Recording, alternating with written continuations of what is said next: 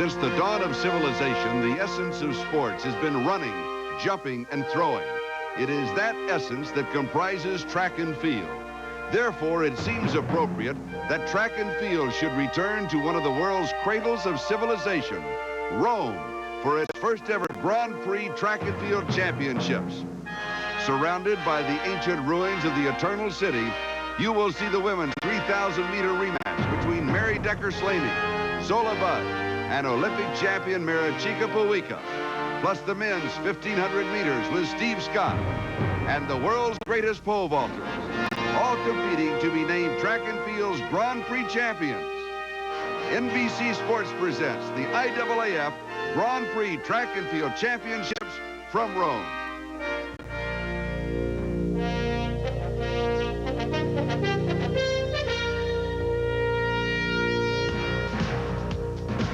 This NBC Sports special presentation of the IAAF Grand Prix Championships is brought to you by Bud Light.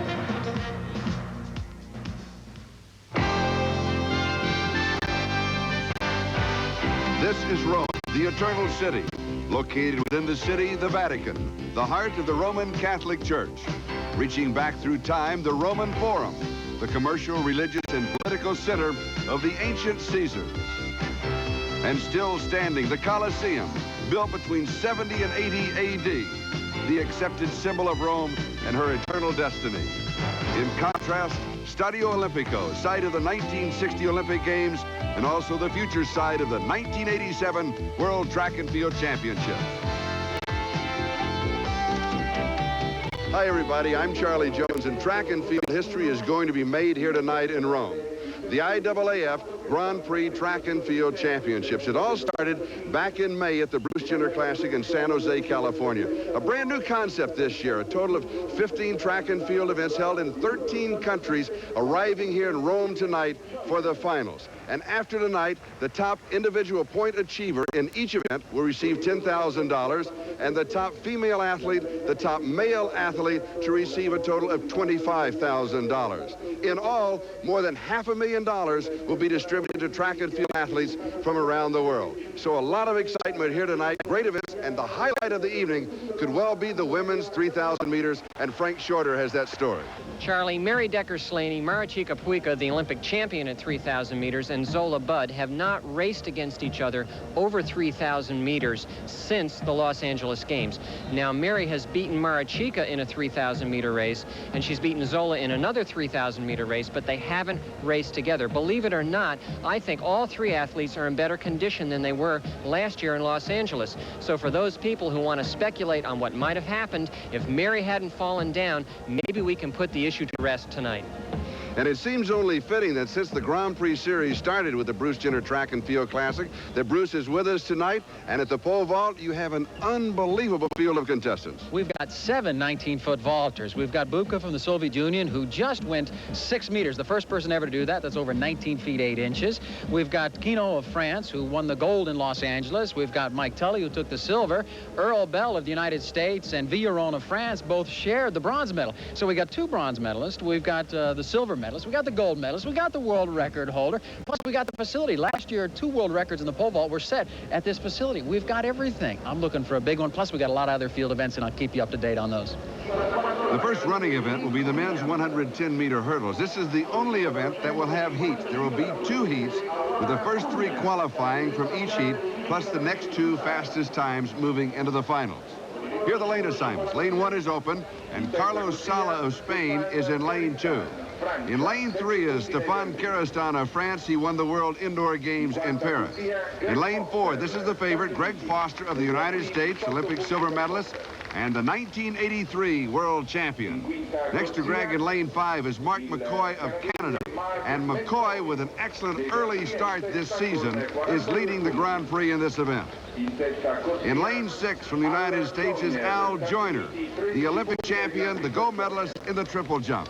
In lane 7 from the Soviet Union is Igor Kazanov in lane 7. And in lane 8 from the United States, Sam Turner rounding out the field in heat number 1. Charlie, Greg Foster has been out of commission really the first part of this season. He's slowly getting back on the tour. He wants to run 13.1 in the hurdles, which is a very fast time, but he's going to have to race himself back into shape. These athletes actually race themselves back into condition. Greg Foster in lane 4 is out and takes the early lead, and Mark McCoy goes right with him in lane 5. It is Foster and McCoy, and then Sam Turner outside in lane 8 closing on them. It is Greg Foster, Sam Turner, it is Foster Turner, and then Mark McCoy at the tape. Charlie, Greg Foster showed that he does have the speed to run very quickly tonight. He was a little ragged, and that's why I think he likes having the heat in this competition, because he can kind of get his rhythm back. He hasn't had that many races. Watch, he wanders to the left, comes back in the center, controls that speed over the hurdles there. He had to back off a little bit to the last hurdle. He runs through the light that they use for the photo timing. And here are the official results. In the first heat, Greg Foster's winning time is 13:28. Sam Turner finishes second, and Mark McCoy comes in third. Again, the first 3 qualify from each heat, plus the next 2 fastest times. In the second heat, Andre Phillips of the United States is in lane 2 with lane 1 open. Garji Bakosh of Hungary, second in Grand Prix points, is in lane 3. In lane 4 from the United States is Tony Campbell. Tony was 5th in the Olympics, plagued by injuries early this year. Tony Campbell of the United States in lane 4. In lane 5 is Wilbert Greaves of Great Britain. In lane 6, Daniele Fontecchio, Olympic semifinalist from Italy. Fontecchio in lane 6. In lane 7 from the United States and the NCAA champion, Henry Andrade. Andrade in lane 7, and rounding out the field from Spain in lane 8 is Javier Maracho, who attended Washington State. That is the field for the second heat. Andre Phillips in lane 2 this year is the best 400-meter hurdler in the world. With Edwin Moses out, he's not competing. Tony Campbell in lane 4, like Greg Foster from the first heat, really welcomes the practice. He hasn't been competing that much.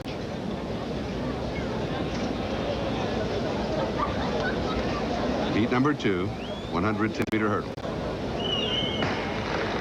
Andre Phillips in lane 2, far right of the screen with an excellent start. Tony Campbell goes out with him in lane 4. Henry Andrade in lane 7. It is Phillips, Campbell, and Andrade. Phillips, Campbell, and Andrade, and that's the way they will finish, with Fontecchio, I believe, 4th, and Bakosh may have come in 5th and may not make it to the final. Andre Phillips showing what an incredible athlete he really is. Bruce Jenner kids him and says, Andre, when are you going to try the decathlon? Well, you look at him run the high hurdles. These are 6 inches higher than he's running in the intermediates, and yet he just handles them so well, handles the field. He'd make a great decathlete. Here are the official results. Fontecchio finishes 4th. He'll move to the finals along with Sala from the first heat. Bakosh of Hungary does not make the finals.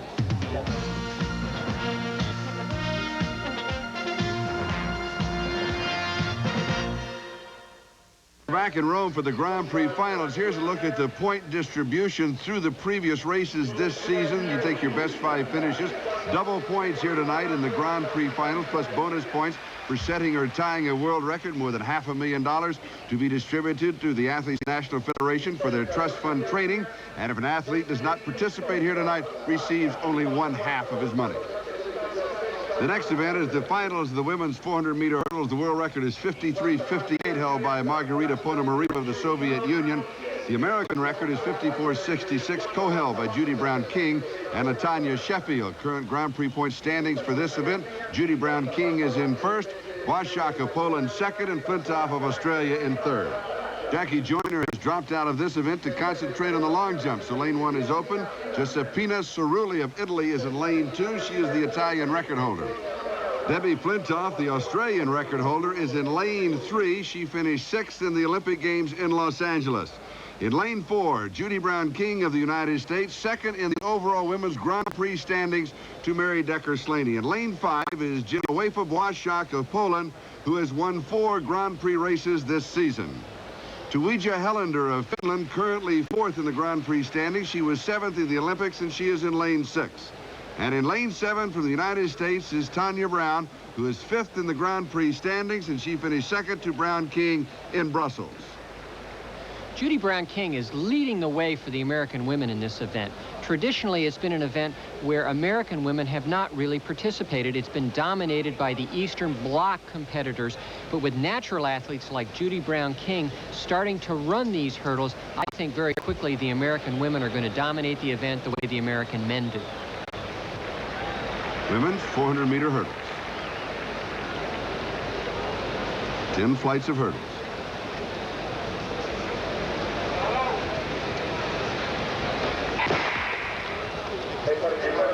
Judy Brown King in lane 4, and Debbie Flintock of Australia in lane 3, closing just a bit of the stagger. Outside, it is Tanya Brown in lane 7. Washaka Poland pulling a little ahead of Judy Brown King, but you can see as they go over the hurdles, they're just about even in the middle of the backstretch. So Boishak closing the stagger, and Brown King trying to close the stagger on Boishak. Brown King in lane 4, Boishak in lane 5. Outside, Tanya Brown in lane 7 as they come off the final turn. And Boishak had to stutter her steps there. She's on Judy Brown King's right, so she fell way back. Judy Brown King ahead, coming onto the straightaway.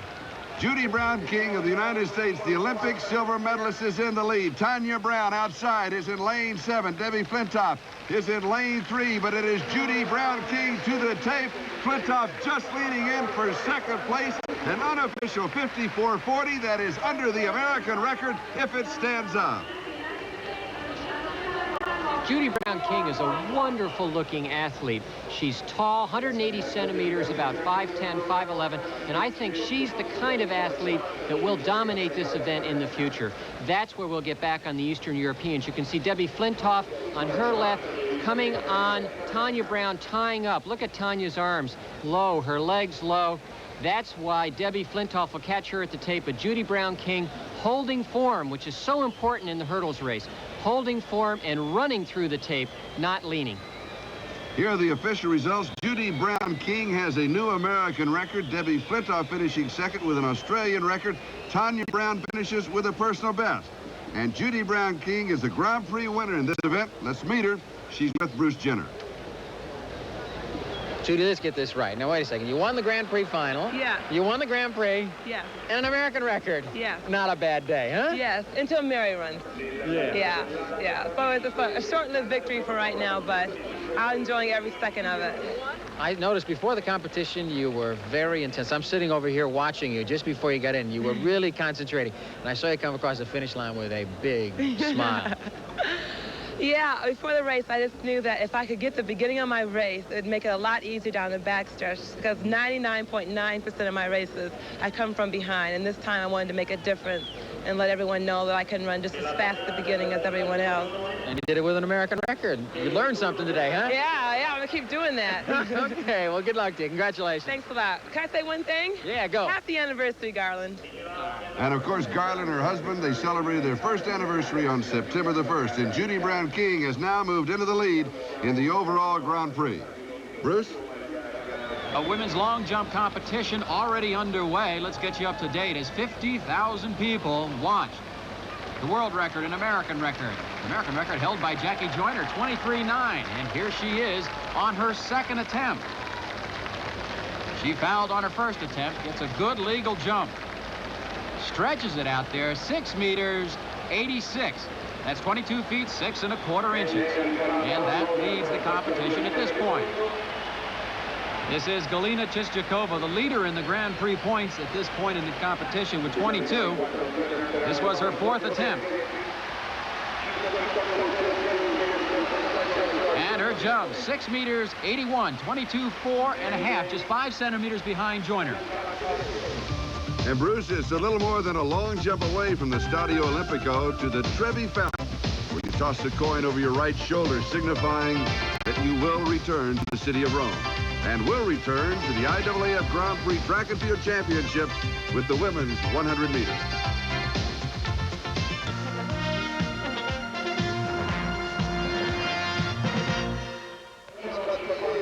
The women's 800 meters, the world record is 1:53.28, held by Jarmila Krajtok-Vilova, Czechoslovakia. The American record, 1:56.90. Mary Decker Slaney set that record in Bern, Switzerland this past summer. The Grand Prix standings in this event, Malinte of Romania and Krajtok-Vilova, Czechoslovakia, have been battling it out.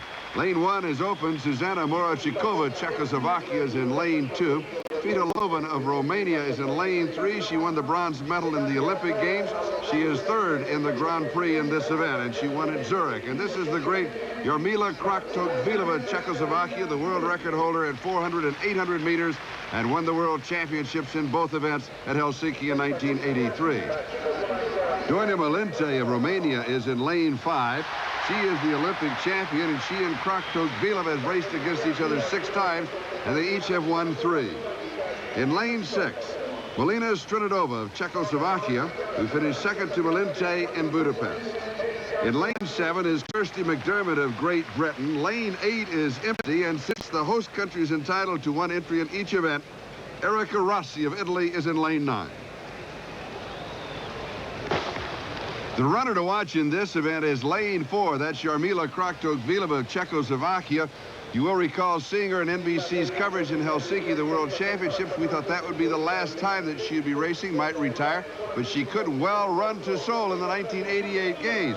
But Fida Lovan of Romania now is dropping off of the pace and is stepping off of the track, Frank. And she's limping a little, Charlie, but I think it points out what may be wrong with the structure of the points here. They say an athlete loses half of his or her money if they don't show up here. So I think Lovan was injured, but she had to start because she wanted the money. Kratochvílová of Czechoslovakia has the lead. Strinadova of Czechoslovakia is running second. Malinte of Romania is running third, and McDermott of Great Britain is in fourth. And Kratochvílová is beatable. It's the first time I've ever seen her run where I didn't think she was invincible, but she has lost 3 times to Malinte this summer, and so I think her strategy is, I'm stronger, I'm going to take it out fast. And it is not a very quick pace, though. No, 1 minute flat at halfway is not quick at all. It used to be, but it's not anymore. The women go through in 57, 56 seconds now. And so this race, like so many when you come to a World Championships or a Grand Prix final, turns into a tactical race with Kratochvílová leading Strinadova, Malinte, and McDermott. And there is an advantage in being in the front in that you don't have to run around on the outside. You can control the race. And as Mary Decker has told me, when people come up on her shoulder, she actually falls back to let them come up to see where they are. And then she speeds up again, and that's what Kratochvílová is doing. She's just holding people off until she decides to sprint, and there they go. Malinte trying to challenge on the outside. McDermott challenging on the outside, but Kratochvílová holding on the turn and pulling away in the final straight. It is Jarmila Kratochvílová, Czechoslovakia, out in front by 10 to 12 meters. As she crosses the finish line, the winner coming in second is Strinadova, Czechoslovakia, followed by McDermott of Great Britain and Malinte of Romania. Kratochvílová ran a very tactical race, but it was surprising to me that she won by as much as she did. I think the other women must have really been tired, but Kratochvílová showed that she is very good in the big races, because Malinte had beaten her 3 times this year before this race, but when it really counted, she won. Now watch, she moves to the outside of lane 1. This is a good tactic because it means anyone going by you has to go wide, sprints right through the finish. Here are the official results in the women's 800 meters. Jarmila Kratochvílová's winning time, it's slow, 1:59.09. And Jarmila Kratochvílová wins the Grand Prix championship in this event and moves into second place behind Judy Brown-King in the overall Grand Prix standings. Women's 100 meters, the world and American record is 10:76, set by Evelyn Ashford in Zurich in 1984. In the Grand Prix race, Merlene Ottey-Page leading Alice Brown by 1 point. The favorites are seated here. Alice Brown will be in lane 3. She is the Olympic silver medalist at 100 meters. In lane 4 is Merlene Ottey-Page, the Olympic bronze medalist. In lane 5 is Marina Zhurova, the Soviet Union, currently 5th in the Grand Prix race, and the Soviet national champion. She has run under 11 seconds. In lane 6 from the United States is Florence Griffith, the Olympic silver medalist at 200 meters, and known for the trademark, the nails on her left hand. She has to curl them under when she runs, but it doesn't seem to affect her performance. Here's the rest of the field. Bailey of Canada in lane 1, Tomczyk of Poland in lane 2, Mazzullo of Italy in lane 7, Kuman of Holland in lane 8, and Kasperczyk of Poland in lane 9. For the past 2 years, all the media attention's focused on Evelyn Ashford, the world record holder, but she's had a baby within the past year. So these women are chasing not only her record, but perhaps the recognition that goes with it. Women's 100 meters. Alice Brown with an excellent start in lane 3. Audie Page is in lane 4. Zharova in lane 5. It is Alice Brown. Alice Brown out in front now. Florence Griffith from the outside. It is Florence Griffith out leading Alice Brown at the tape. So Florence Griffith is the winner of this race in the Grand Prix finals, but Alice Brown nipping Audie Page at the tape wins the overall Grand Prix 100 meters championship. And this is a very good example of a race within a race. Alice Brown in lane 3 is out very quickly. That's her trademark. All she has to do is beat Merlene Audie Page to her right. But she's running to win here. Florence Griffith, who's primarily a 200-meter runner, when she gets a faster start, she's going to run even quicker than she did today. Coming on very quickly in the end, as she gets into her tempo, that 200-meter leg rate nips Alice Brown at the tape. Here are the official results. Florence Griffith's winning time only 1/100th of a second off of her personal best. Alice Brown finishes second, so that means that Alice Brown is the Grand Prix winner at 100 meters by just 1 point. And Frank is with Alice Brown now. Alice, right into the last few meters, it looked as if you were going to win the race, and then Florence came right by you. Were you surprised? Not really, because I felt I had a pretty good race doing the whole thing. But the thing is, Florence is a very, very, strong finish. And it came down to who could outlean who. And she just outleaned me at the tape. Were you looking for Merlene Audie Page, who really was your main rival for the overall Grand Prix championships? Or in the 100, do you have any time to look at anyone else? In a way, I do, because I'm trying to think more during my race. So what happened, I thought that she's going to come on stronger at the end, because I have a very, fast start. And I thought she's going to be a little stronger at the end, so it could help push me through so I can get a faster time and to win the race. But I didn't feel anybody doing the whole race, so it was kind of like at the, at the tape kind of thing. Well, do you think you may have eased off a little bit when you didn't see her, or were you driving the whole way?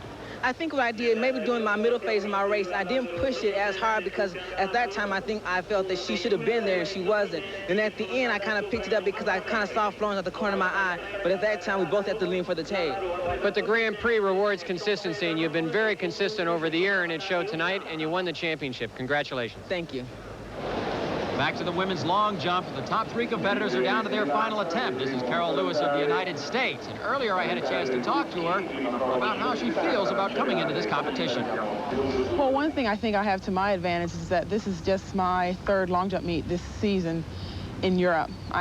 Before Zurich, I hadn't competed in a competition since the national championships, and I planned my year that way because I'm going to be ready for World Cup in October, and I felt that I couldn't compete all summer long and still have enough energy to go there. So I think one thing that's going to be to my advantage is that this is my 3rd long jump meet, and I'm real strong, and I'm not really that tired from a lot of the other competitions that a lot of the other athletes have been in.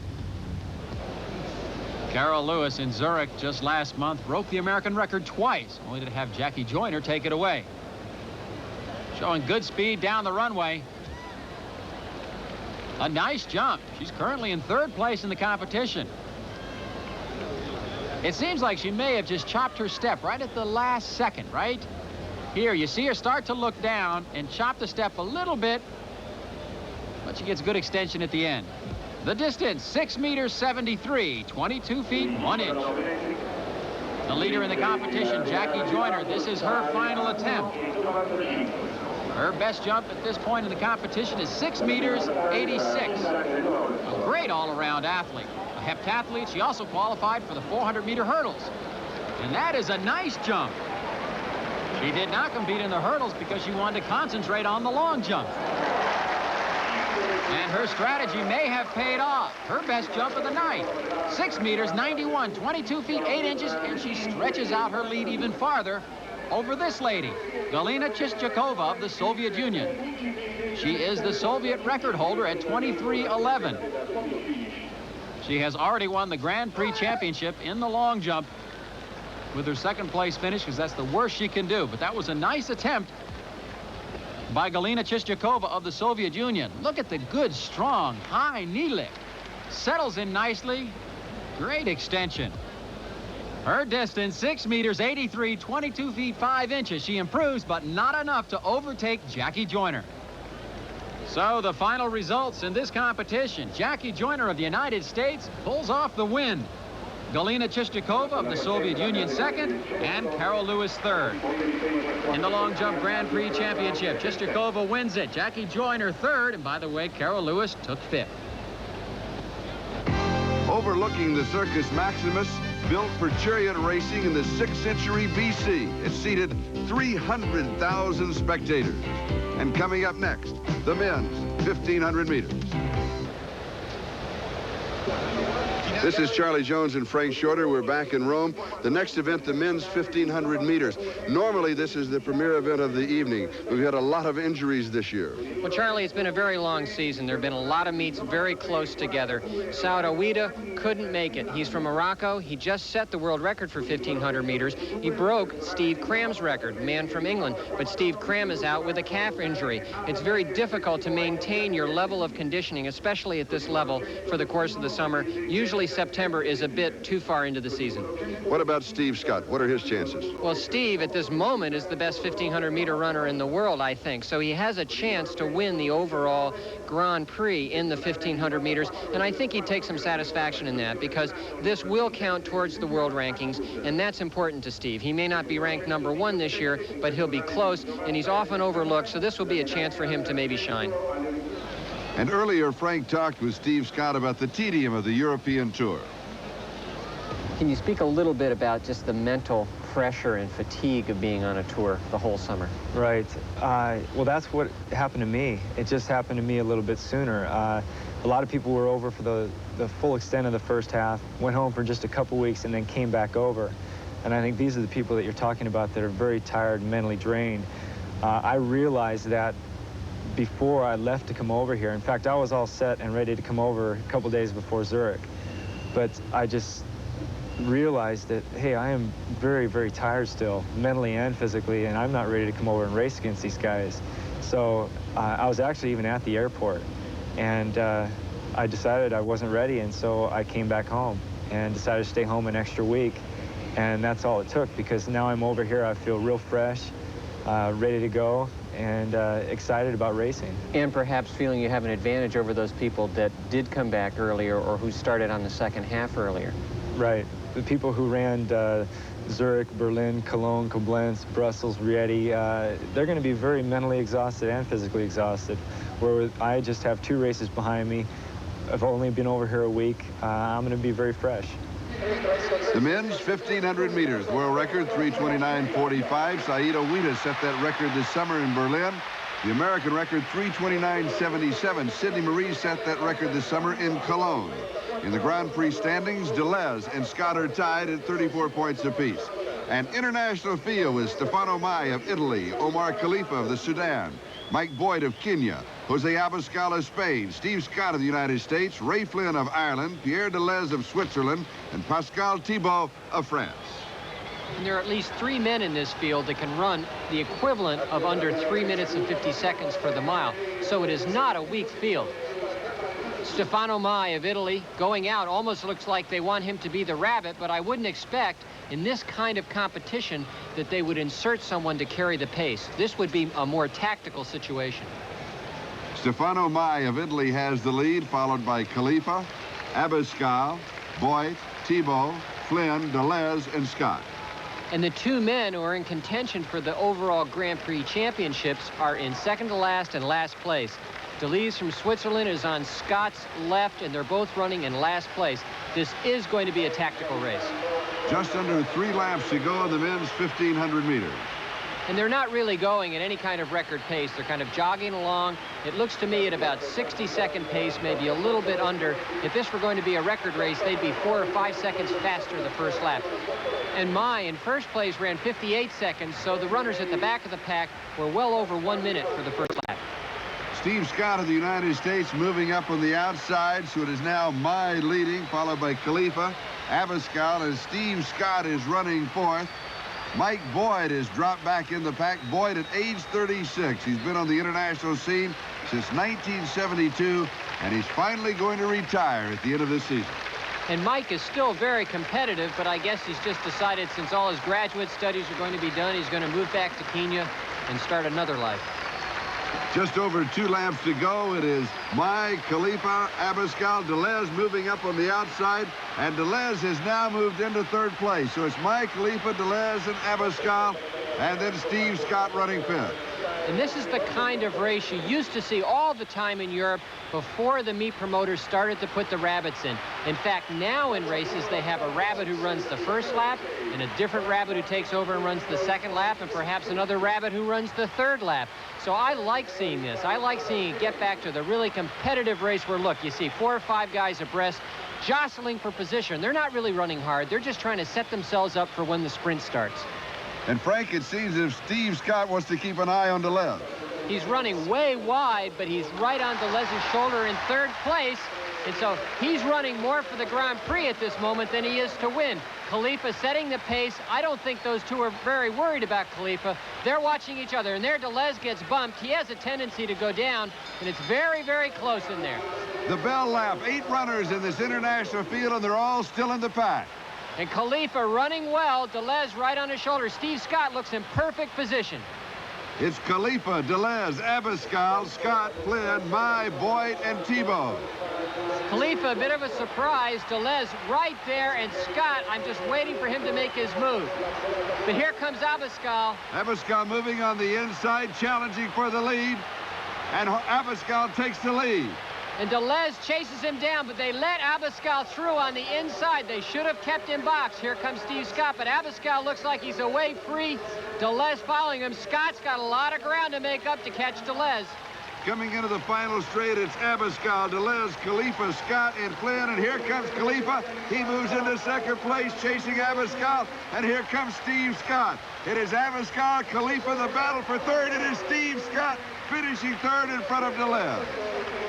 Jose Abascal looked as if he had the most of any of the athletes today. He didn't need to make that move on the inside to go by, because on the backstretch, when he was going through, all Khalifa had to do was take 1 step to the left, and he would have been on the infield. But he was lucky, and he also wins this race going away, Khalifa in 2nd. But the race for us here is Steve Scott trying to time when he's going to catch Delez. He's going to wait till right to the end. He can go by and surprise him. Delez looks over, starts to strain, and here Delez just gives up. He knows he doesn't have it. Steve wins the 1,500-meter Grand Prix. The official results, Jose Abascal wins the race 3:36.21. But in the Grand Prix of the 1,500 meters, Steve Scott edges Delez by 2 points. Steve, you didn't win, but you won the overall Grand Prix. So is it a mixed feeling you have, or are you satisfied? No, actually, I'm pretty satisfied because Abascal's been running extremely well this year. He's got 5 times at 3:32. Khalifa kind of surprised me a little bit. I think I would have been very satisfied with the 2nd place tonight, considering my form. But to win the overall, that's exciting too. Congratulations. Thank you. And our congratulations to Steve Scott, the winner of the overall 1,500 meters. And in the overall Grand Prix standings, he's moved into 2nd place behind Said Owita. This is the Piazza Navona, site of the famous fountain by Bernini. As the story goes, he lost the commission to design the cathedral in the piazza, so Bernini's revenge was this fountain, with his statues looking away from the cathedral in disgust.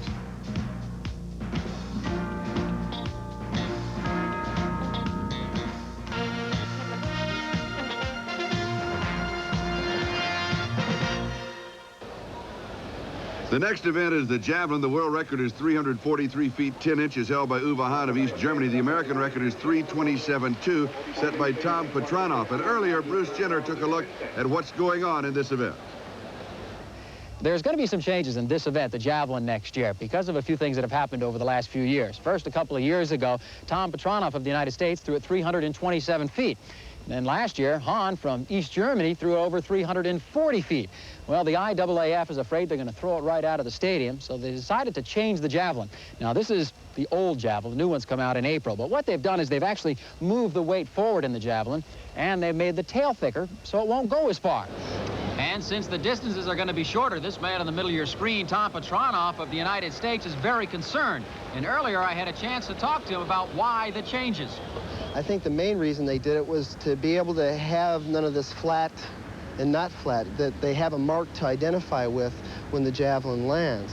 And so I don't think they've realized the damage that they're doing to the event, as far as with the record being 347 feet, and now the new record is going to be in the 280-foot range, or whatever the case may be.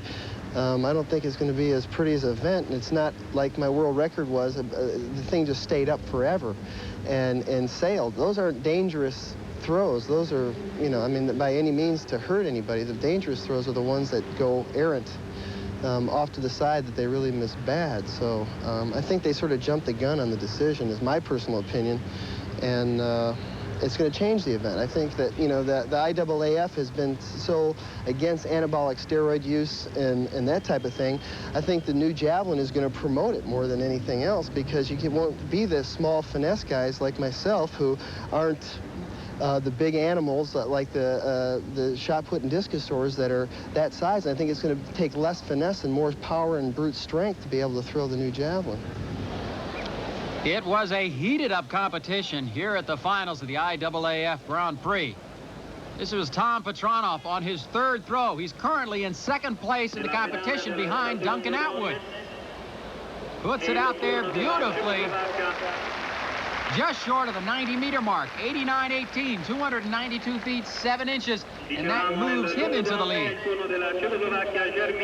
And then in the 5th round, it was Duncan Atwood of the United States. And he unleashes one. Look at that. Javelin just float beautifully. And he moves into the lead. 90 meters, 30, 296 feet, 3 inches. And then again in the 5th round, it was Tom Petranoff of the United States, the American record holder. Lets it go. Notice he doesn't quite get the height, but look at that carry.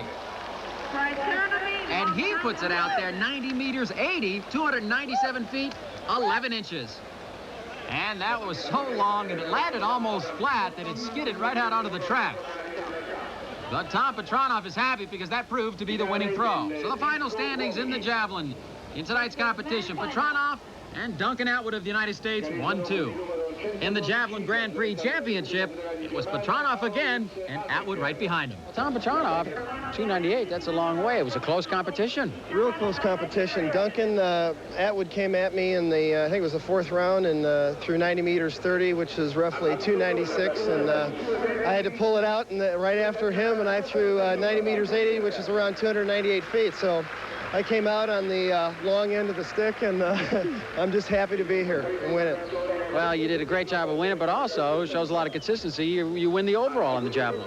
Yeah, that's right. You know, it's, I'm just really happy with the whole thing, and I was just lucky, really. Yeah, but 10 grand, that helps pay the rent, huh? Now, come on, let's be honest. For a javelin throw, you're absolutely right. Well, congratulations. Thanks, Bruce. And here are the men's current overall standings. With that performance, Tom Petranoff shares the same number of points as Saeed Ouida of Morocco. This is the tomb of the Emperor Hadrian, built in the year 130 AD on the right bank of the Tiber. During the Renaissance period, it was transformed into a fortress, the Castle St. Angelo. We'll be back with the men's high hurdle.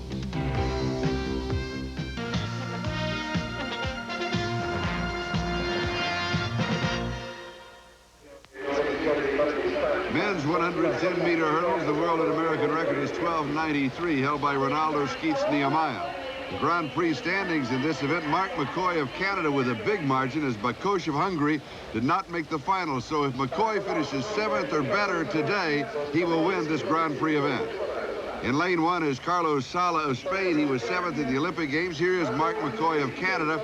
He was 4th in the 1983 World Championships and 4th in the Olympic Games. In lane 3 is Andre Phillips. His best this year is 13:25, a great improvement for him. Here's the favorite in this race, Greg Foster, the 1983 World Champion. Sam Turner ran a seasonal best of 13:34 in his heat. In lane 6 is Tony Campbell of the United States. He was 5th in the Olympic Games. In lane 7 from Italy is Daniele Fontecchio, an Olympic semifinalist.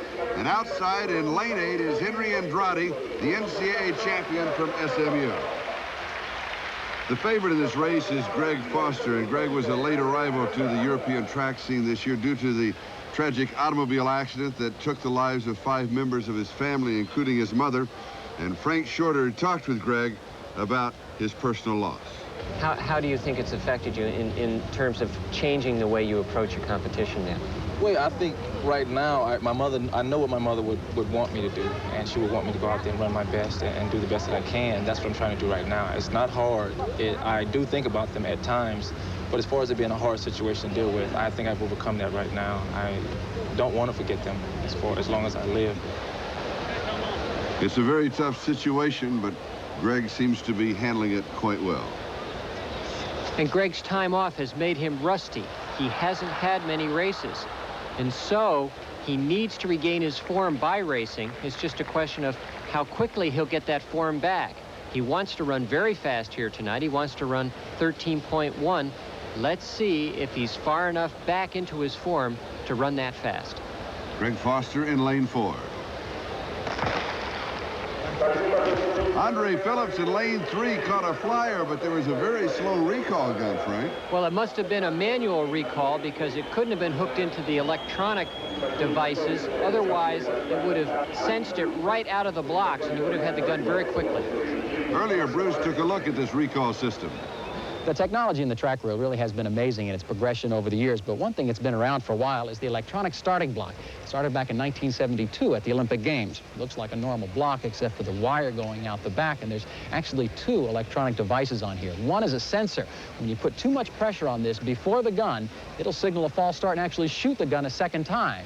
And there's also a little computer which tells you the reaction time between the gun and the time that you actually come out of the block and put that pressure on here so you can find out who has the quickest reaction time. And there's a speaker, which is up in the front of the block. Now, the reason for that speaker is, let's say you're out in lane 9, the farthest one from the gun. You're going to actually hear that gun just a millisecond slower than anybody else. So what they've done, through the speaker, they put the voice commands and the sound of the gun. So everybody is guaranteed a fair and equal start. But it was the human backup that caught Andre Phillips, and he was charged with a false start. One more, and he's out of the competition. Here's the field. Solid in lane 1, McCoy in lane 2, Phillips in 3, Foster in 4, Turner in 5, Campbell in 6, Pentecchio in 7, and Andrade in 8. And Mark McCoy of Canada in lane 2 with an excellent start. Andre Phillips goes with him.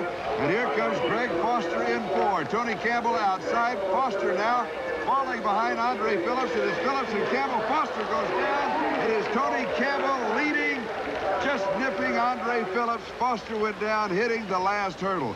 But a great win for Tony Campbell of the United States, who was 5th in the Olympic Games. But Greg Foster having problems with the last flight of hurdles, Frank. And 2 athletes trying to come back, Tony Campbell and Greg Foster. Campbell was successful today. Greg Foster, you could see that he was off all night. He hits the 8th hurdle, bangs the 9th hurdle down, and just destroys the 10th hurdle, and he's down. But he's not out for the season because he still has a chance to make the World Cup team and go to Australia in October. Tony Campbell, on the other hand, in the yellow on the left, shows that a controlled speed is really what does win in the hurdles. He just uses that momentum he's built throughout the race, crosses first. Andre Phillips looks over and sees that he's lost. Here are the official results in the men's 110-meter hurdles. Tony Campbell's winning time is 13:27. Mark McCoy of Canada finished 4th. So that means that Mark McCoy wins the title in the 110-meter Grand Prix, with Phillips finishing 2nd and Tony Campbell 3rd. And Tony's with Bruce Jenner. Tony, first, congratulations for the win, but it was a tough road getting here. It's a very tough road getting here, and I am just ecstatic about winning it and everything. As you said, tough road getting here. Coming back from a knee operation that almost ended my career back in April. Had surgery, knee surgery, in April 27th, and what it consisted of is a removal of half of my ligament and part of a cartilage tear that I suffered in Trinidad running the intermediate hurdles of all things. You know, I'll never run that again. Edwin Moses, you can have it. Okay? A nice victory for Tony Campbell. Here's a look now at the overall men's championships. Mark McCoy moves into 3rd place. Bruce? In the women's high jump, this is what happened. This is Stefka Kostadinova of Bulgaria over at 1.98 on her first attempt. That's 6 feet 6 inches. And then it was the Americans' turn. Louise Ritter, the American record holder, at 6'7". This is her 2nd attempt at 1.98 meters. Oh, and she made it over beautifully. Louise Ritter, two-time Olympian. The bar was moved up to 2 meters, 6'6"3/4. And Louise Ritter, on her third attempt, could not get over it. So she gets second place in the competition. Stefka Kostadinova has won on misses. Louise Ritter, she has been the dominant force in American women's high jumping for years. She's raised the American record 7 times. Now, Stefka Kostadinova, this is her third attempt at 2 meters, and she was over. 6'6"3/4. An important win. She has been dominating women's high jumping around the world. She's undefeated, only 20 years old. Look at the clearance she gets at 2 meters. She came into this competition second in the overall standings to Mary Decker. So Kostadinova wins the event and wins the women's high jump Grand Prix. But the real story is the overall competition. With that performance, she moves into the lead. And if she goes for a world record, she could total up 12 more points. This is what happened in the women's shot put. This is Mihaela Login of Romania. She is leading the competition with a throw of 68 feet 3 3/4 of an inch. This was her final toss. She did not improve. A throw of 20 meters 13, 66 feet 1/2 inch. And then it came down to the final throw of Helena Fibanjarova, the world champion from Helsinki in 1983. She's second place in the competition, 66 feet 8 inches. And she did not hit her final throw. A throw of 65 feet 4 inches. So Login of Romania wins the competition. Fibanjarova, second place in the women's shot put Grand Prix championship. With that second place finish, Fibanjarova winds up tying with Lisitskaya of the Soviet Union. But the IAAF has a tie-breaking procedure based on the performance throughout the year, and Fibanjarova was given the win.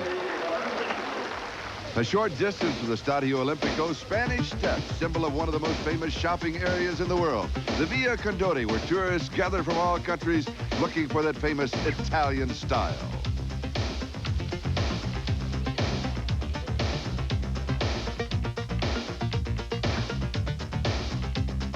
And coming up next, the best vaulters in the world.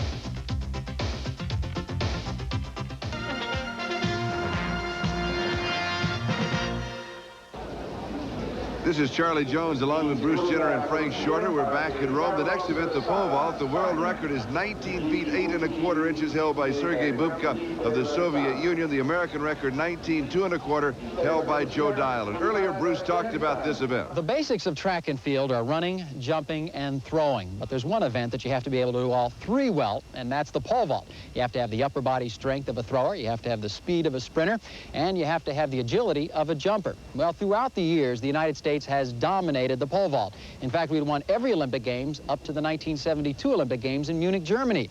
Since then, there has been 2 countries that have come on with real strong efforts, the Soviet Union and France. The Americans have been good, but they haven't been able to win the big one.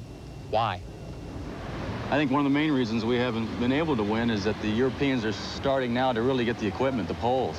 Before, when they first started the fiberglass pole, I mean, they had no way of getting the poles. So now they've caught on, and I think training-wise, their techniques, their system is better than ours. It's hard to say with a pole vault, go down to the grassroots level and start over, because it's not the sort of sport in the United States that draws the attention like it does over here. We go to the big crowds and the full stadiums over here, and at home, of course, the big sports are baseball and football and basketball.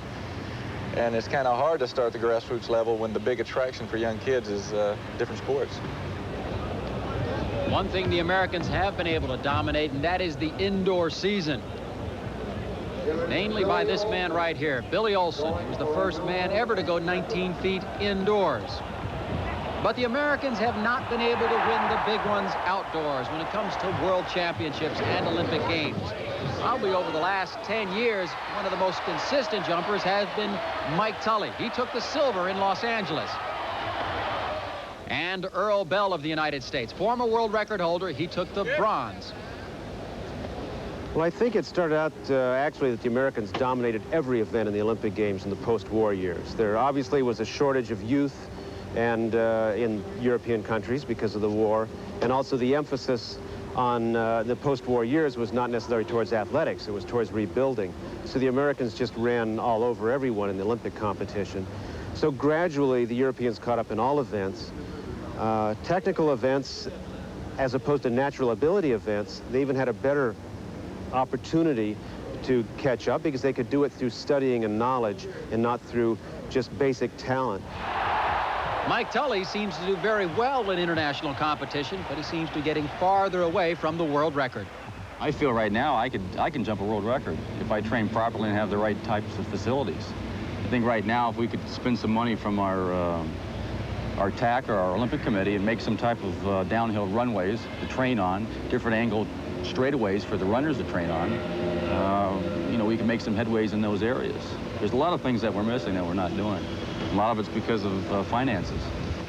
There are three men that are so tough to beat in international competition. Two Frenchmen. First, this man, Thierry Villeron. He took the bronze medal in Los Angeles. And Pierre Quinault, who won the Olympic championship. And the Soviet, Sergei Bubka, whose only competition seems to be himself because he keeps breaking his own world record. It's definitely, I think, also a situation where if one athlete does well, he gets recognition for his country if he's a European. If one athlete does well in the United States, he's only recognized for the individual that he is. And I think that makes a difference. In other words, we recognize countries for European achievements and individuals for American achievements, and it's really not a fair comparison. The Grand Prix standings in the pole vault at this point. We see Sergei Bubka, the world record holder in this event, and Pierre Quinault of France, the Olympic champion, are tied. So it has been a long season. It has all come down to this event. The pole vault is a long competition, and it has been going on for hours. First of all, here is Earl Bell of the United States on his second attempt at 5 meters 60, 18.4½. And Earl Bell was over, and that proved to be his best jump. And then Mike Tully of the United States, the silver medalist from Los Angeles. In warming up and earlier talking to him, he says he has a groin injury, and it seems to be affecting him because he didn't start at a low height. He started at a very high height, 18.4½, or 5 meters 60, hoping just to get one or two good jumps in before that groin problem started acting up. And unfortunately, he did not make the opening height of 5 meters 60. You can see him holding that groin. So it was a tough night for the Americans, but the competition will continue. Charlie. The next event is the men's 400 meters. The world and American record is 43.86, set by Lee Evans in the Mexico City Olympic Games 1968. In the Grand Prix standings, Michael Franks is out in front. Here are the lane assignments. Walter McCoy, Olympic gold medalist in the 4x400 relay from the United States, is in lane 1. In lane 2 is Pier Francesco Pavoni of Italy, a 1984 Olympian. In lane 3 is Mark Rowe of the United States. He is second in the Grand Prix race with 38 points, two-time American champion. In lane 4 is Michael Franks, silver medalist at the 1983 World Championships. A win today, and he would move into first place in the overall race. In lane 5, Todd Bennett of Great Britain, an Olympic silver medalist in the 4x400. Ray Armstead of the United States, Olympic gold medalist 4x400, is in lane 6. Aldo Conti of France, an Olympic semifinalist, is in lane 7. And Darrell Robinson of the United States, the world junior record holder, is in lane 8. Frank, a good field. And Michael Franks is running very, very well.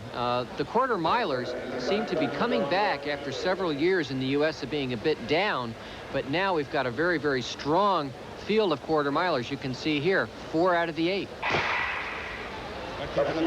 Ray Armstead of the United States out in lane 6 with an excellent start, already beginning to close some of the stagger on Aldo Conti of France. And Todd Bennett inside Armstead in lane 5 is starting to close on his stagger. So it is Ray Armstead, Todd Bennett, and then in lane 4, the favorite in the race, Michael Franks. And Franks, Bennett, and Armstead in 4, 5, and 6 do seem to be winning this race. It's difficult to tell on the turn, but you can see Michael Franks coming off the turn, and he's going to be in first place. It is Michael Franks in lane 4 who is leading, being challenged by Ray Armstead outside in lane 6. Todd Bennett is third. It is Franks and Armstead. Franks, Armstead, and Bennett. It is Michael Franks, the winner of the men's 400 meters. The 400 meters is a very difficult race to recover from. Michael Franks has run a lot of races. It's really impressive that he can still be running so well this time of the season. Here are the official results in the men's 400 meters. Michael Franks' winning time, and it is an excellent time, 44.87. And that means that Michael Franks is the Grand Prix winner in this event. And right now, he's with Bruce Jenner. Well, Michael, congratulations. You took that 400 and just went for it. Yeah, I felt pretty good. You know, I was a little tired at first, you know, because where I got was cooling down because it took so long. But once I got into the race, I felt really good. I was ready to go, and things worked out for me. Lord bless me. Well, things did work out for Michael Franks. You will recall he was injured during last year's Olympic trials, but right now in the overall men's championship, he's moved into first place.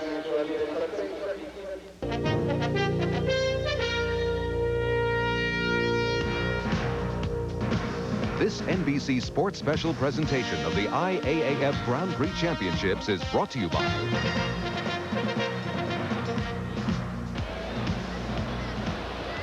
the men's 200 meters. The world record is 1972, held by Pietro Manea of Italy. The American record is 1975. Carl Lewis holds that record. In the Grand Prix race in this event, Calvin Smith is out in front. In lane 1, this is 18-year-old Henry Thomas of Hawthorne, California, just graduated from high school. He'll be going to UCLA. In lane 2 is Carlo Simeonaccio of Italy, a semifinalist in the Olympic Games in Los Angeles. In lane 3, number 2, Kirk Baptiste, Olympic silver medalist, collegiate record holder with a time of 1996. Next to Kirk Baptiste in lane 4 is Desai Williams of Canada, wearing number 3, Olympic bronze medalist in the 4x100 relay. Calvin Smith in the red in lane 5, the world record holder in 100 meters, the 1983 world champion, the 1984 gold medalist in the 4x100 relay. James Butler of the United States is wearing number 4. He's in lane 6, ranked number 1 in the world in 1982, an Olympian in 1980, an NCAA champion while at Oklahoma State. And outside in lane 7, the European junior champion from Great Britain, Adi Mafi, who is 19 years of age. The favorite? Well, the favorite is Calvin Smith, the Grand Prix leader in this event, and earlier he visited with Frank. How do you feel? You've had some really bad luck, I think. You've been injured at the wrong times. It reminds me of Steve Williams being injured in 1972. Does that ever really bother you? Do you think back and say, God, if I hadn't really gotten injured, boy, you know, what would have happened? Well, I just try to put all that out of my mind, but it was a great disappointment for me last year to get hurt just before the Olympic trials, but I sometimes do wonder what would have happened, but I just try to look forward to what can happen in the future. Is that motivation? You know, sprinters don't last very long. Do you think you can last until 1988? Is that one of the reasons you're still running? Well, I hope to be around in 88, and I think if I manage my meets right and not overdo things, that I will be around. And Calvin Smith, of course, is around this year. He's in lane 5, and he is the favorite in the race. Men's 200 meters. And in the end, it really is a question of luck, because Calvin Smith was injured for the Olympic trials. He managed to make the team. He ran on the 4x100 meter relay, and anyone who saw him run the turn on that relay realizes just how good he is. Calvin Smith in lane 5. He'll be challenged by Desai Williams in lane 4. And Kirk Baptiste in lane 3. And it's Desai Williams in lane 4 from Canada, the Olympic bronze medalist, that closes the stagger on Calvin Smith. It is Desai Williams, Calvin Smith, and Kirk Baptiste, but it is Desai Williams with the lead. Calvin Smith chasing Desai Williams. It is Calvin Smith closing on him. Kirk Baptiste is closing on him. They pass him. It is Calvin Smith, Kirk Baptiste, and Desai Williams in the men's 200 meters. Great race. Calvin Smith showed us that he really does have a sense of pace. He didn't seem to be worried at all about Desai Williams being ahead coming off the turn. He just ran the turn the way he knows he has to do it. Got on the straightaway. Watch Calvin Smith in the red. He has an interesting quirk about his form. His head bobs back and forth. When you see his head bob back and forth like that and he runs relaxed, you know he's running fast. And here's another angle. You can see Calvin's head just moving back and forth as he leans through the tape just ahead of Kirk Baptiste. Here are the official results in the men's 200 meters. The winner is Calvin Smith. His time is 20:54. And that means that Calvin Smith is the Grand Prix winner in this event. And in the overall men's championship, Calvin Smith moves into second place. And now back to Bruce Jenner. In the long jump competition, this is Laszlo Jelma of Hungary. This is his third attempt.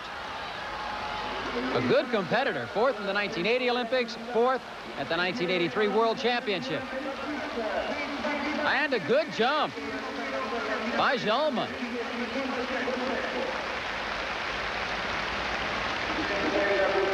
Gets a lot of power off the jump. Gets there, good extension, puts it out there nicely. His distance, 8 meters even, 26 feet 3 inches, and that puts him into the lead. Now Larry Myrick's from the United States. Third attempt. Fourth at the Olympic Games in Los Angeles. Has a best jump of 28 feet 2 1/2 inches, and Myrick's puts it out there. Larry Myrick's from the United States.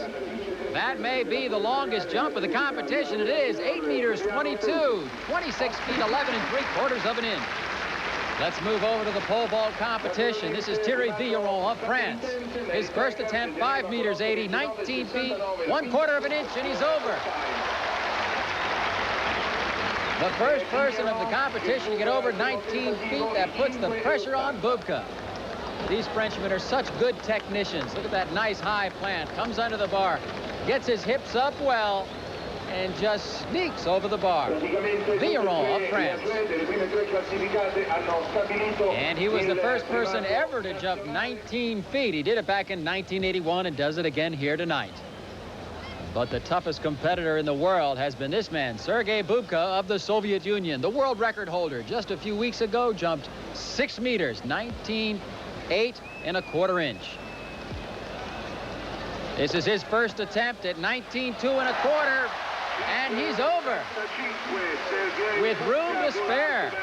Sergei Bubka of the Soviet Union. What amazes me is how well he gets back. A nice high plant, but watch his hips come back right there, so he gets that pole to shoot him straight up in the air, and he went over 19.2 1/4 with ease. And we've got a lot more pole vaulting to come.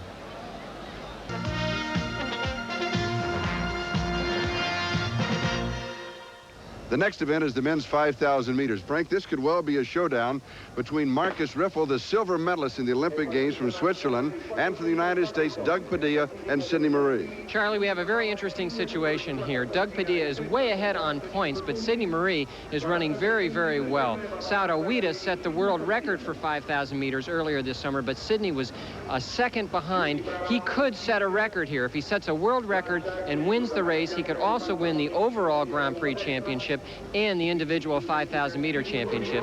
Sidney's in condition to do it. It's a question of whether or not Doug Padilla helps him out. In the Grand Prix standings in the 5,000, Doug Padilla is in first place and Sidney Marie is in second.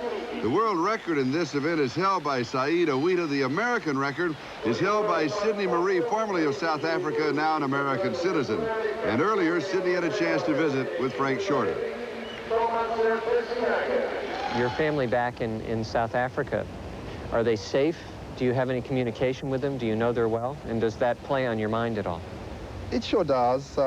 Even though where they are in Pretoria, that is the administrative capital, the riots are not that much more severe there, but still there's that threat of anything happening. It's a riot-torn country at this moment. I hope for the best. I'm praying very hard for the leaders, the government, to understand that time is running out. There are people outside internationally who are willing to listen, but South Africa has to choose a direction that is acceptable to the international community. Sidney now lives in Rosemont, Pennsylvania with his wife Lisa and their 2 children. Here's the field in the men's 5,000. Doug Padilla, Thomas Vessenhager, Sidney Marie, Dietmar Milonisch, Evgeny Ignatov, John Tracy, Mauricio Gonzalez, Mark Nenow, Marcus Riffle, Steve Harris, and Paul Williams.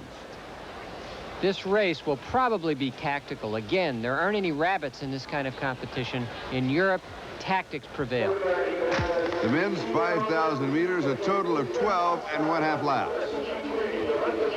Paul Williams of Canada moves out to set the early pace. Mauricio Gonzalez is running second. John Tracy is third. Thomas Vessenhager, Ignatov of Bulgaria. Sidney Marie is back at the end of the pack along with Doug Padilla. And Paul Williams is taking out in the lead here. He is in very good condition. He just finished.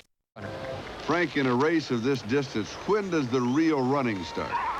Usually out. Well, Frank shorted with just under 2 laps to go in the men's 5,000. Marcus Riffle of Switzerland, the Olympic silver medalist, is out in front. Thomas Vessenhager is running second. Sidney Marie is third. And Doug Padilla is now beginning to move up to the pack. I think Doug realizes he's got to get up closer to the front. There's about 1.5 laps to go. Any chance for a world record disappeared after about 4 laps when the pace lagged. The race became tactical, and then Marcus Riffle, who's now in first place with Doug Padilla on his shoulder, the Olympic silver medalist at 5,000 meters, took the pace. And I think he realizes he's not as fast as Sidney or Doug. So it is Riffle, Doug Padilla on his shoulder with Vessenhager, and Sidney Marie right behind him. What are the tactics here, Frank? Now someone is waiting to see who goes first. Doug Padilla generally doesn't go first. He waits for someone else to go and then respond. Sidney Marie right now is just watching Doug. Sidney's in the blue, Doug in the red, and now Doug has taken the lead. The bell lap, 1 lap to go in the men's 5,000 meters. Doug Padilla, Sidney Marie, Thomas Vessenhager, and moving up on the outside is Gonzalez. But the 3 big sprinters are at the front of this group, and Doug Padilla is going to have to start doing something if he's going to get away from Sidney Marie, because Sidney's run 3:50 for the mile this year. He's run 3:29 for 1,500 meters. He should be the fastest man in the race. Doug's going to have to get away from him, and there he goes. Mauricio Gonzalez challenged and now falls back. It's Doug Padilla, Sidney Marie, and Thomas Vessenhager, those 3 out in front. And here comes Sidney Marie up on Doug Padilla's shoulder, coming around the turn. Let's see how Doug responds. It is Doug Padilla, Sidney Marie, Thomas Vessenhager, then Gonzalez, and now the kick down the final straight. It is down to a 2-man race. Sidney Marie and Doug Padilla, and Padilla is out in front of Marie as they strain towards the tape. And it is Doug Padilla, Sidney Marie finishing 1-2 in the men's 5,000. And Doug Padilla, I think, really surprised Sidney Marie. I think Sidney thought, since he's run 3:50 for the mile, 3:29 for 1,500 meters, and he's run this race in 13:01, second fastest ever, that he could outkick Doug Padilla. But for some reason, Doug is very, very fast at the end of a slow race. Watch him come onto the straightaway, and the tempo really picks up. This is where Sidney makes his bid. He says, okay, now I overtake him. He comes up on Doug a little bit, but Doug keeps driving, pushing, and right here, Sidney realizes he isn't going to make it, and Doug pulls a little bit further ahead through the finish line. Both men under 26 seconds for the last 200 meters. And here are the official results. Doug Padilla's winning time is 13:27.79. And Doug Padilla wins the men's 5,000 Grand Prix event with a total of 63 points. And now has moved into the lead in the overall men's championship.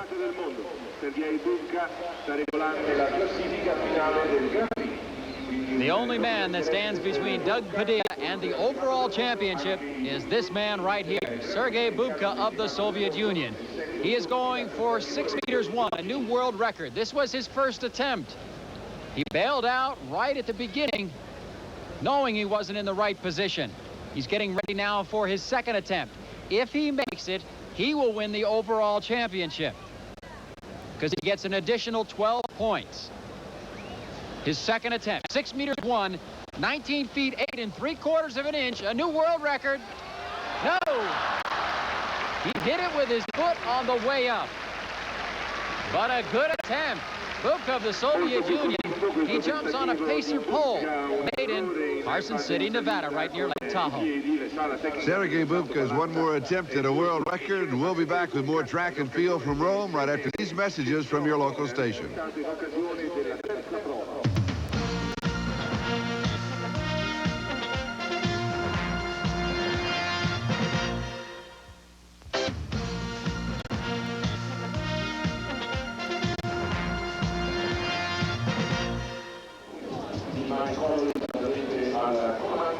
In the long jump, it was a heated competition. Larry Myrick's is tied with Mike Conley, 8 meters 22, but Conley ahead with the best second jump.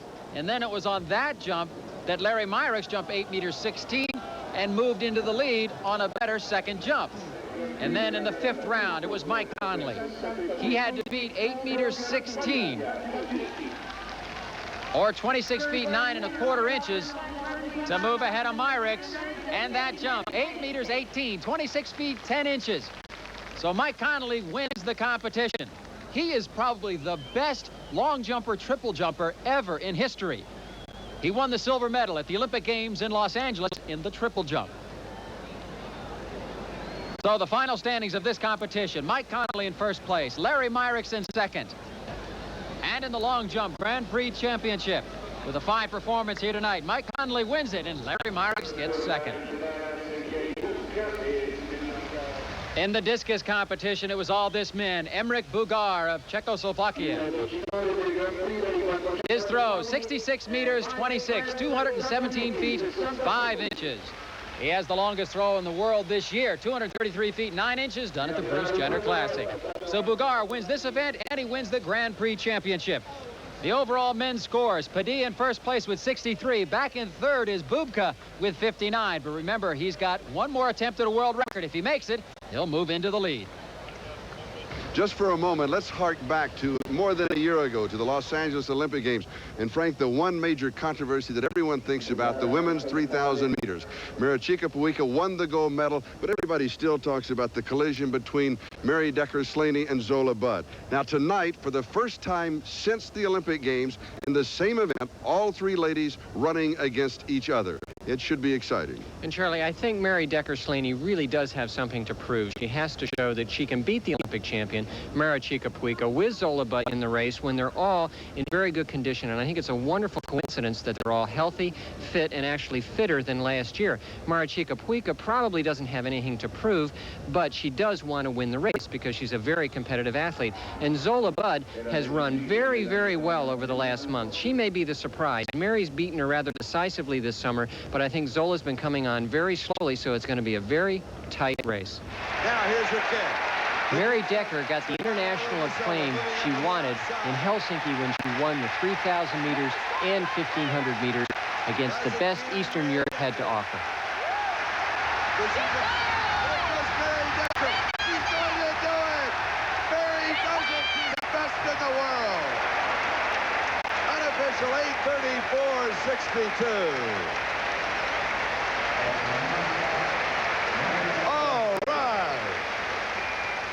And Mary Decker moved on to Los Angeles, where she seemed as sure a bet as anyone to win the gold medal. Again, this time at 3,000 meters. But it was not to happen because 4 1/4 laps into the race, she and Zola Budd collided. Mary was out of the race, writhing in agony. Zola Budd dropped back to finish way behind. And this woman, Marichika Puica, won the gold medal. The controversy began and the speculation started. Da, multe m-au deranjat. Acum nu pot să spun că mă mai deranjează. The press used to disturb me. They don't do so now.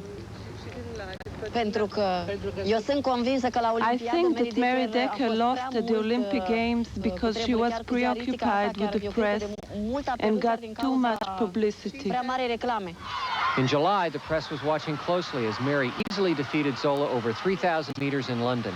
In August, she defeated Marichika over 3,000 meters in Cologne. Now the three women, for the first time since Los Angeles, will race over 3,000 meters together. If I don't win tomorrow night, it's okay, only if I run fast. You see, if I run slow, then I would be much, much more disappointed. But if I run a quality race and a fast race, then if you get beaten, it's just a competition. It's okay. But if you run, you know, not such a good race, then you've got a lot of reasons to think why you didn't do that. Right. For Zola Budd, it's been a very difficult year. Early on, she was the target of anti-apartheid demonstrations, but she literally ran through the problems to win the World Cross Country Championships in Lisbon, Portugal. And in August, she bounced back from her loss to Mary to set a new 5,000-meter world record at Crystal Palace in London. What she didn't anticipate was a letter of reconciliation from Mary Decker Slaney. I didn't expect it of her. I think after the games, I could understand how she felt, and I think maybe she can understand how I felt. And for Mary, after this season of rematches is over, what are her goals? I definitely want to be in Seoul for the Olympics, and 87 is World Championships here in Rome, and I would like to participate in that. And 86 probably will be the season that I take not quite as serious as this season or the following season after 86, just because I'm going to spend the entire winter doing basic conditioning and strength work, and I'm not going to run indoor season this year, and I don't plan to run early this next track season because ideally I would like to have a baby this spring. But I would like to work through it so I can race next summer. Is there something you're not telling us, or is this just a plan? I don't think so. American runner Mary Decker was going for her second gold medal at the World Championships of Track and Field in the 1,500 meters. However, she ran into stiff competition against a trio of Soviet runners, and the finish was one of the most exciting in track and field history. It's running third. It is 3 Soviets and an American. But here comes Mary. She's digging down. If she has another. It is. Here she comes. Decker coming out. It is Mary Decker. Decker has it as the Soviet lead. Too soon and fell down. Mary Decker has the double. Her second gold medal. And she does it in the last 30 meters. This is Charlie Jones along with Frank Shorter and Bruce Jitter. We're back in Rome for the women's 3,000 meters, a total of 7 1/2 laps. The world record is 8:22.62, held by Tatiana Kazankina of the Soviet Union. The American record is 8:29.69, held by Mary Decker. In the Grand Prix standings in this event, Mary Decker Slaney is out in front, and a win for her would just about wrap up not only this event, but the overall women's championship. Now let's meet the ladies in this race. Here is Mary Decker Slaney of the United States, and she holds every American record from 800 meters to 10,000 meters. In lane 2 from Romania is Maricica Puica, the Olympic gold medalist at this event, also a 2-time world cross-country champion. And next to her is Lynn Williams of Canada. Lynn may be the forgotten runner in this race. She won the bronze medal in the Olympic Games at this distance. And then in lane 4 is Aurora Cunha of Portugal, who finished 6th in the Olympic Games. And next comes Zola Budd, 19 years of age, just coming into top form, coming off a world record at 5,000 meters and a win at 3,000 meters in the European Cup. Here is Cindy Brimser of the United States, and Cindy finished 4th in the Olympic Games. And from Great Britain, Christine Boxer, who was 6th in the Olympic Games at 1,500 meters.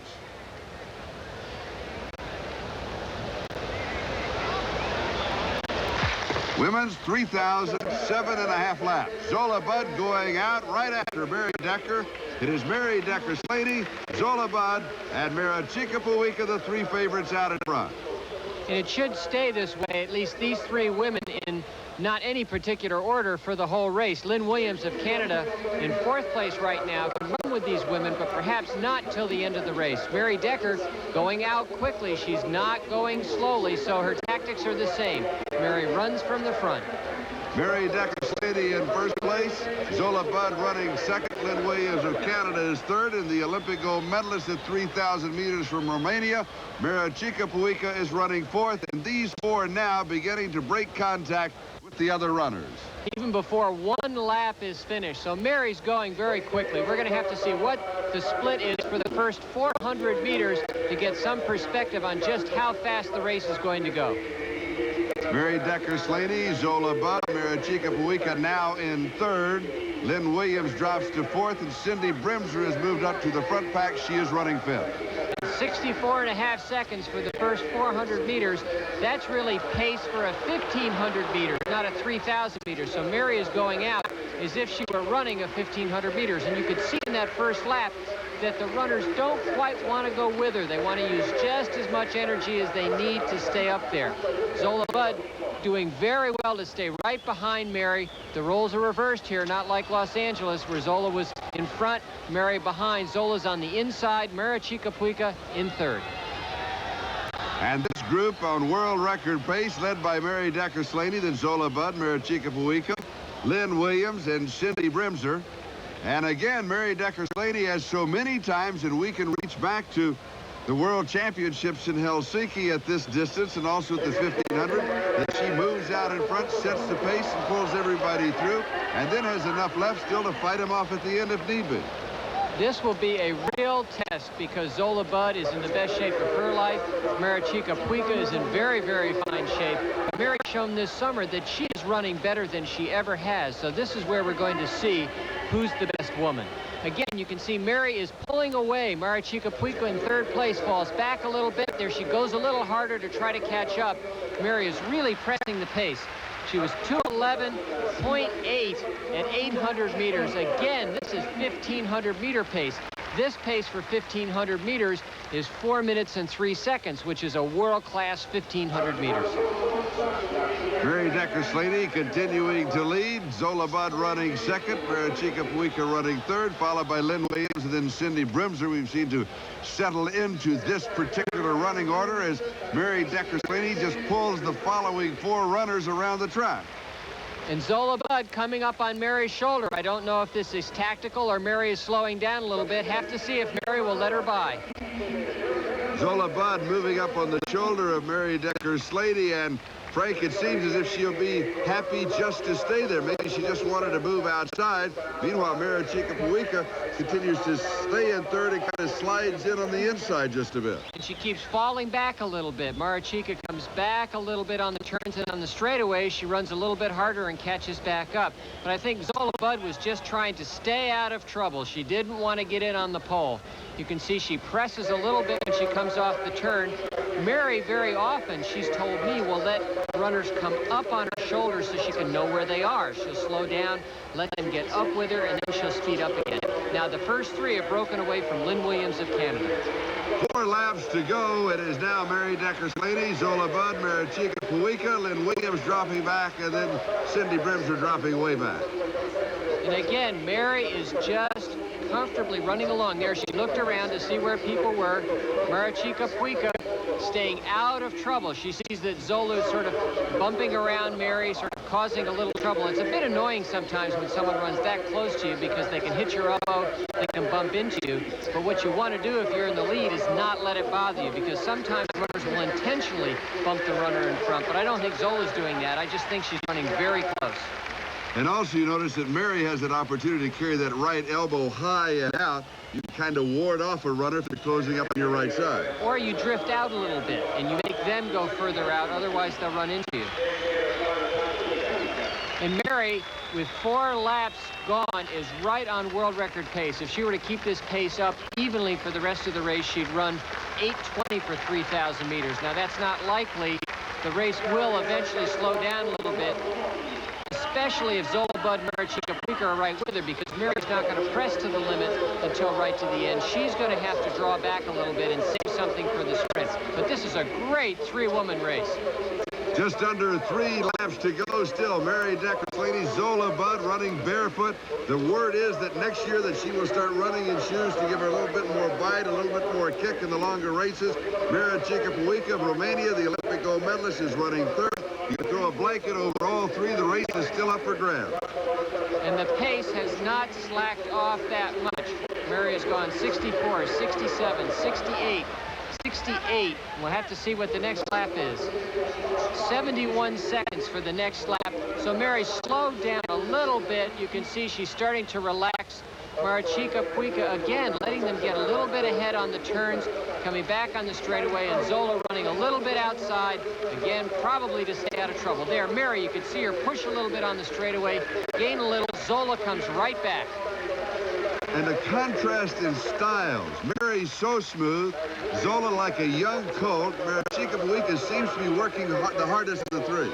Well, Marichika is a strength runner. You can see the muscle definition that she has, much more than the other two women. And yes, she isn't as smooth as Mary, but she doesn't bob up and down that much. It's deceptive. And the way to really tell if a runner's running smoothly is to watch his or her head. If the head stays relatively calm while they're moving along, they're very efficient. Look at Zola. No up and down movement whatsoever. So each of these runners has a particular style, but it works for each one. A lap and a half to go. The three fastest women in the world at this distance: Mary Decker Slaney, Zola Budd, and Marichika Buika. And Mary ran 70 seconds for that lap. So with about a lap and a half to go, she's picked it up a little bit, but it'll get tactical. She'll have to look around, wait, and see, because if she goes too soon, I don't think even Mary Decker can sprint from a lap and a half out. She's going to have to wait to see what the other runners do. Zola Budd, for the last few laps, has moved outside, almost off of the shoulder of Mary Decker Slaney, a little behind. Any particular reason for this? I still think she just wants to stay out of trouble. She doesn't want to get in on the rail and have Marichika Buika come up on her outside and then be boxed so that she can't make a move if Mary goes quickly. But is Zola giving up a lot of extra distance? She'll probably run 5, 6, 7, 8 meters further than the other runners in this race. And here comes Marichika. Now the race starts. Down the back straight, Marichika Buika challenging Mary Decker Slaney, and Slaney holds her off. And she held her off very easily. Marichika wanted to get by her because she wants to be by before the turn, but she's not going to make it. Mary's going to be ahead going into the turn and pulling away a little bit. Mary Decker Slaney challenged by Marichika Buika. Zola Budd seems to struggle just a bit. Is sliding back, coming off of the final turn, heading into the final straight. Here comes Mary Decker Slaney. She just slipped it into another gear, and here she goes. She's going to win this race, and she's going to do it very easily. Boy, did she handle this field. It is Mary Decker Slaney, an unofficial 8:25.84, and if that holds up, that's a new American record. All three women, obviously under 8 minutes and 30 seconds. A great race, the best 3,000-meter race in history for depth. And these women are going to have a lot more of these kinds of races in the future. And for Mary Decker Slaney, that is her 13th consecutive win outdoors. Her last defeat, the Olympic Games in Los Angeles. And Mary's new training program under a new coach really seems to be paying off, because she's got much, much more speed in the end of the race than she's had in previous years. To win by this kind of margin against the two best women in the world is really incredible. Coming onto the straightaway, Mary just increases her speed. She just keeps going faster and faster, looks around, and now starts to hold her form. Watch how she holds form. Marichika Buika breaks down, straining. Mary ran this last 200 meters well under 30 seconds, which is what the 800-meter women runners hope to do. So no one could have kept up with her today. Look how she's holding on, running very easily, but it always looks easy when you win. Here are the official results of the women's 3,000 meters. Mary Decker Slaney with a new American record, Marichika Buika with a new Romanian national record, and Zola Budd with a British and Commonwealth record. In the Grand Prix of the 3,000 meters, Mary Decker Slaney has that win, and in the overall women's championship, she moves into first place.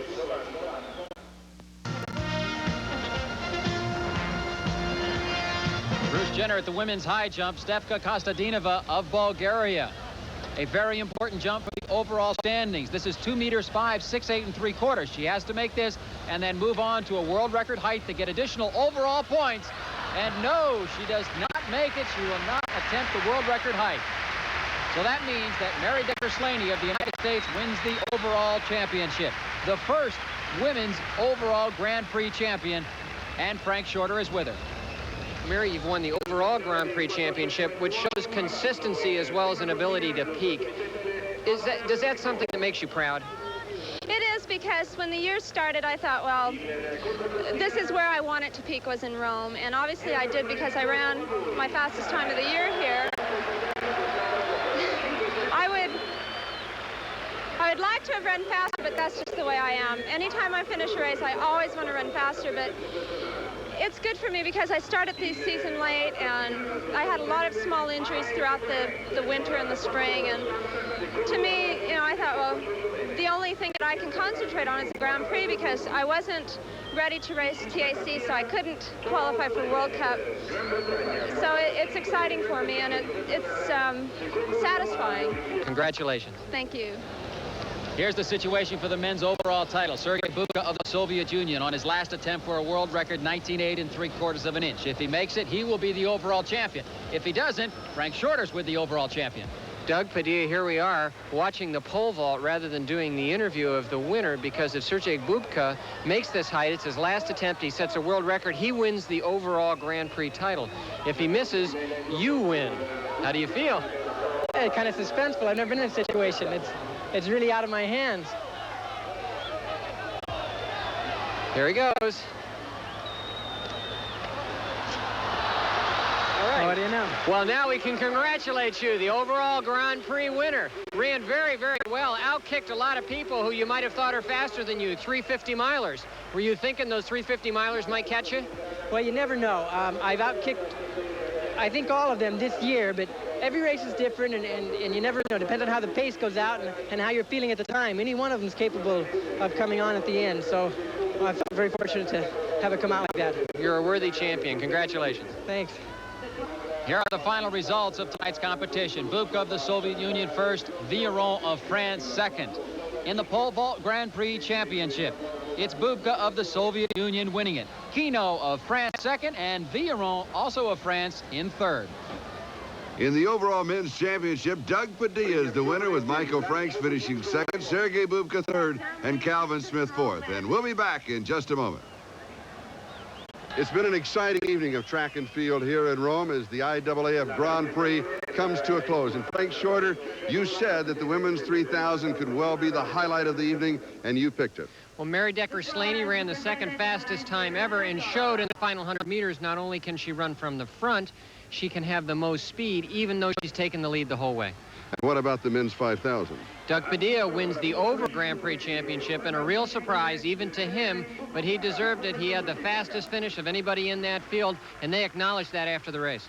So the two Americans, Mary Decker-Slaney and Doug Padilla, take the overall Grand Prix titles. The Americans did not fare that well, Bruce Jenner, in the pole vault, but the competition was still very exciting. It was an exciting competition. Again, the Americans really didn't come through in this one. It's unfortunate, but I'm sure they're going to do better in the future. It was really fun to watch Sergei Bubka of the Soviet Union go out there and go for that world record. 6 meters 01 is so high. It's unbelievable, and he'll make it someday. I think in the next couple of years, he'll probably go 20 feet. And so it's been a great inaugural event of the Grand Prix of track and field. For Bruce Jenner and Frank Shorter, I'm Charlie Jones. So long, everybody.